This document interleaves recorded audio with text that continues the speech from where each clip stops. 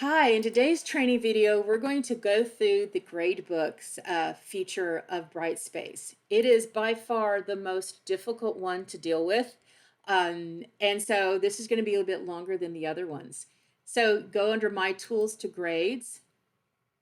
And oh, actually, let me go to a blank class so that we're starting it up completely from scratch. So we're going to go to Grades.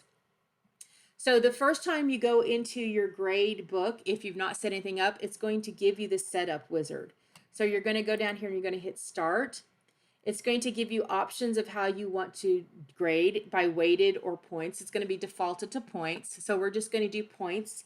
If you need information about how to do weighted grades, you can email me and I'll send you information about that. We're going to hit continue, and then it's going to ask us, how do we want the final grade to be released? So calculated means it's just going to be how many points they earned divided by how many points possible, and that's going to give them a grade. Adjusted means that you will have an option to go into each student and change how many points they earned or whatever so that you can adjust it before the grade is released, right? So this is a really easy way that if you've got somebody that's really close to the next grade and they've been really working hard and you want to go ahead and bump them up, then you can adjust it right there.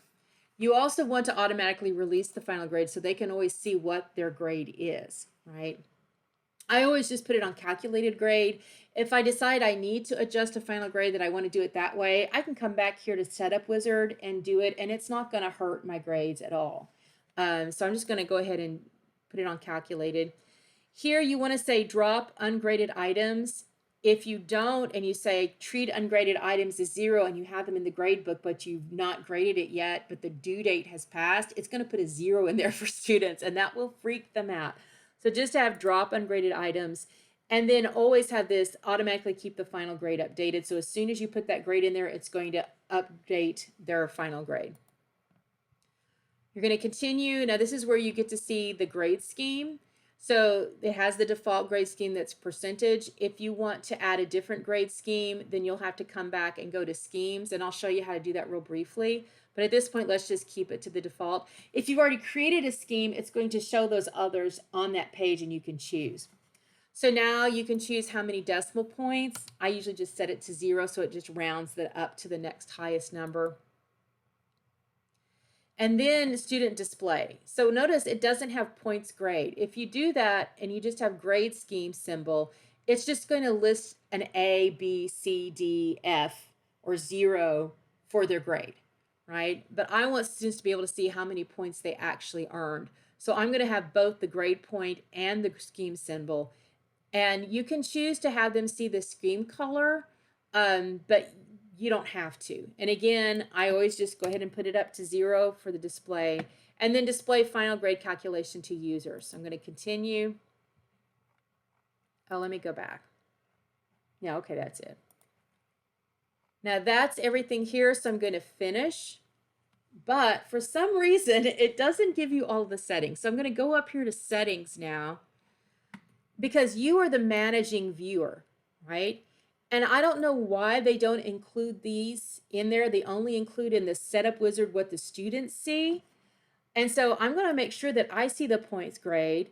And then I actually do like to see the grade scheme color because it allows me to quickly see who's in the danger zone because I know F's are a certain color. And so I just like it because I like that color. And this is going to actually allow you to say how many characters do you get to type in for each assignment name. How many columns go before user details repeat? 5 is actually quite small, so I usually set it for 15. So I got 15 columns before their names repeat.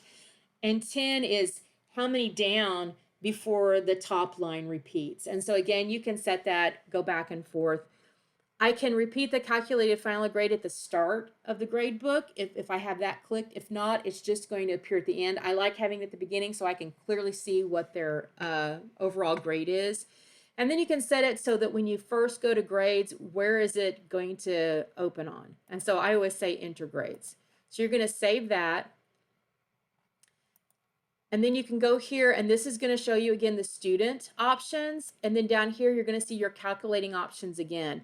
So you don't have to run that setup wizard if you need to go back and change these things. All you have to do is just click settings right here and it'll open those back up. All right, now notice I don't have any students here, so you're not going to be able to see grades. So let me go to an old class so I can show you. All right, so here again, by having it repeat the final grades, I've got that right here. And then you can see their color coding. Now, I will say that I use my own grade scheme for their grades, and that has a different color scheme than the percentage grade. The next thing you need to do is if you want students to be able to see their grades, right, you need to go to enter grades under the final grades category. And it's defaulted to be unreleased, that they can't see it, right? So let me change that so you see what it's going to look like. So you're going to see the I with the slash through it. That means the students can't see that grade. So you have to go up here to enter grades. You have to click all of the users and then hit release, right? And then this is where you see that final adjusted grade. That's one of the places. Let's say that, you know, let's see. Oh, well, here's a student that was at a 69. Let's say that I wanted to go ahead and give her the C, because that's pretty close, right? I would just figure out, let's see, what is a C out of 752? So that's 526 points. So I could then just do this and save. And that means that that's going to actually give her a C in the class, and you'll see there. Now I can still see what her original grade is, but I also see what I decided to adjust it to. That's what the adjusted grade does. And if I decide I don't want to do that, then I can just come here and save it, and it'll go back to the way it was. So the default for everything is going to be this grade scheme. Like I said, I create my own. If you want to change the grade scheme, you go to edit grade, and here's where you can change it. So if I went to the scheme that I'm using for the rest of the grade book, the problem is that it's just going to show their actual letter grade. It's not going to show the percentage, so you don't see how close are they to making it. And again, if I hadn't taken away the decimal points, then actually I would even see, you know, it was 69.35 or something like that, right? So that's why I like using the percentage default, because I can't create a scheme that gives me that percentage number using my own, and I can't modify their scheme. I don't know why. So I have my own scheme that allows the solid letter grade and the total points, right? And then again, I can see, you know, gray here means F, right? Actually, gray means not turned it in. Purple means that they turned it in, but they didn't make a passing grade. So it's really easy for me to go here and see who's in trouble, right? You can see there's some trouble spots, right?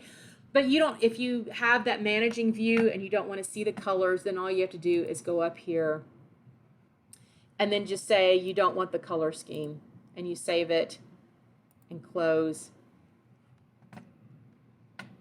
and go back to grades, and then it's just going to show white, right? For some reason, I don't know why the subtotal is that way, but you wouldn't see the subtitle if you don't have categories set up. So let's talk about that.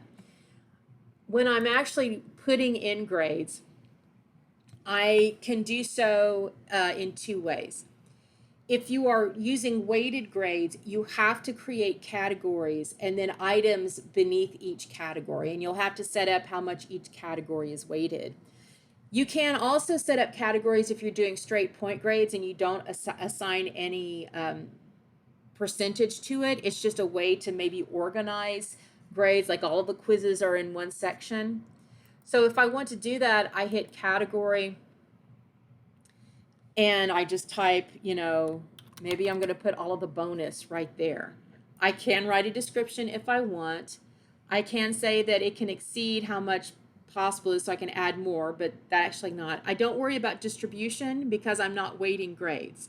And then I just say save and close, right? And then I create an item. So let's say I'm just going to be a numeric. It's just total points out of whatever. And I'm going to say MLA. And then I'm going to tell it to go to bonus. I'm going to say how many points can they earn, right? I'm going to say that it is bonus, so that means it counts as bonus. It doesn't count against them. I can set what grade scheme I'm going to use, and then I hit save and close. And you're going to notice that down here under bonus, now I have MLA, and it's got the star. That means that it's a bonus assignment, right? And so that's your basic way of setting up your gradebook. And when you go back to enter grades, because I do categories, you're going to see, here's all my participation grades. Then here's all the grades that are discussion board.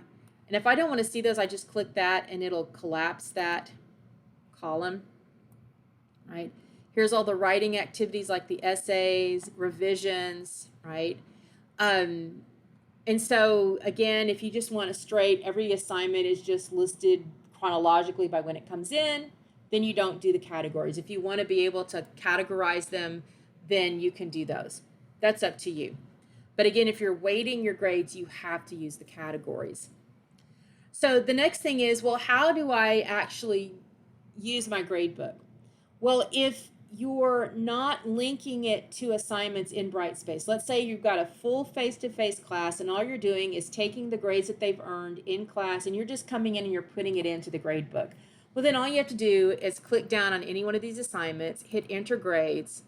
It's going to open up your course list and you just go down here and you type in the grades and you hit save, right? Save and close, right?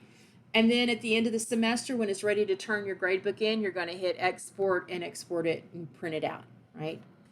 If you're wanting to link assignments that they do in Brightspace so that it automatically populates your grade when you grade it, then that's a different setup, right? And that's why this is more confusing than previous gradebooks that we've had. So what I'm going to do is I'm going to go to assessments, right? So here's my quiz. I'm going to open it up, and what you're going to see up here is assessment. And this is where I link it to the grade item in my gradebook. So if I've already set up my gradebook, all I have to do is click down and identify the actual assignment that I'm linking it to. If I don't have that created yet, then I can hit add grade item and I can create it. So when I create the assessment, I can also create the grade item at the same time. I can identify if I've got categories, what category it goes under. I can put the points. I can ask, say, can it exceed? So if I want people to earn, let's say I've got a 100-point test, but I've given them 15 points bonus, then I would probably say can exceed so that I can give them more than 100 points. Or I can say the whole thing is bonus. Or I can actually say don't count this into their final grade. So this is what I do for the pre-test, right? You know, they take it, I need to use those numbers for my reports, but I don't count it against them. But I need those actual numbers. So I just say exclude it from their final grade calculation. So the numbers go in there, but they don't harm the student. And then I can even hide this from users so that they don't even see it, right? I can also set, you know, availability dates at this point as well.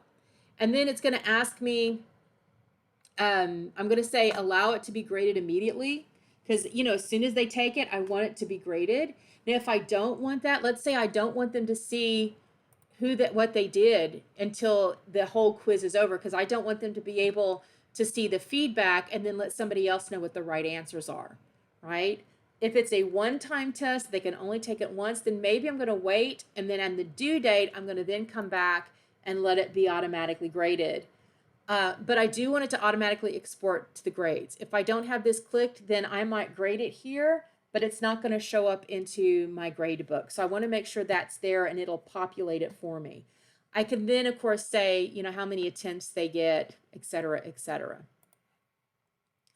And you're going to do the same thing for your discussion boards. You're going to link it the exact same way. So let's go here.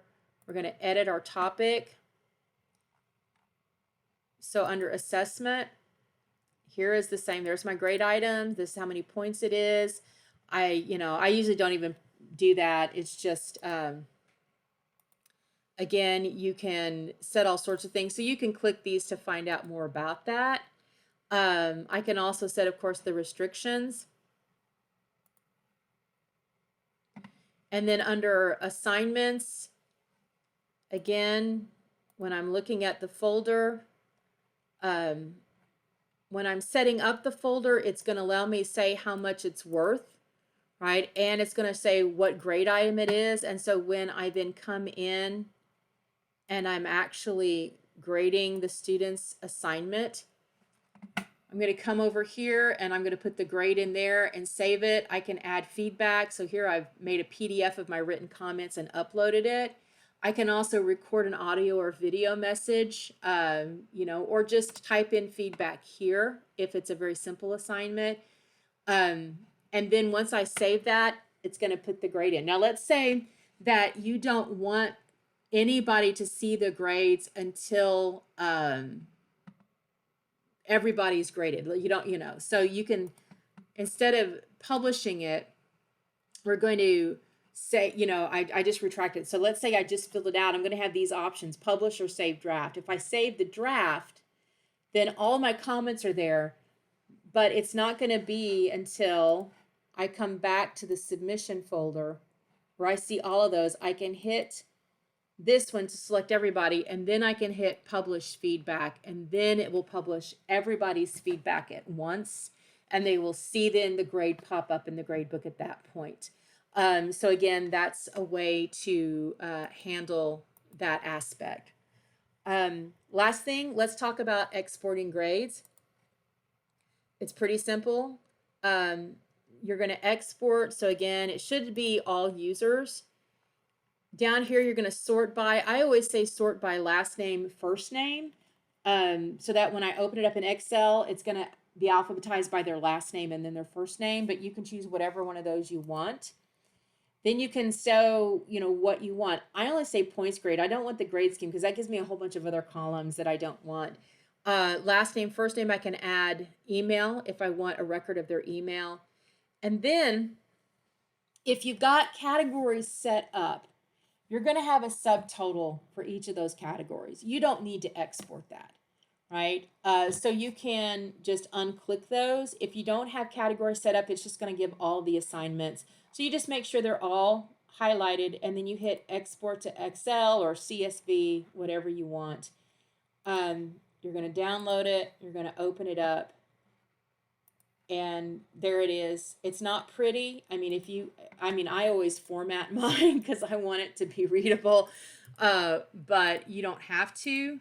But you can do something like that so that they can see what each of that category is. Notice how long that is, though. So sometimes I like to just do this so that those columns are not just huge, right? And then you can also come in and pop in their letter grade if you want, but you don't have to, right? So that's all you have to do to save it. You just save this and then email it into your office manager or whoever your division has you email it to. So that's your real quick tutorial on gradebooks. Glitches happen. Things can be difficult to understand. So please email me. I can shoot you some of the links that Brightspace has made available or some of the step-by-step handouts that I've created. But again, I'm always there if you have a question and can't figure out something. So good luck. Bye-bye.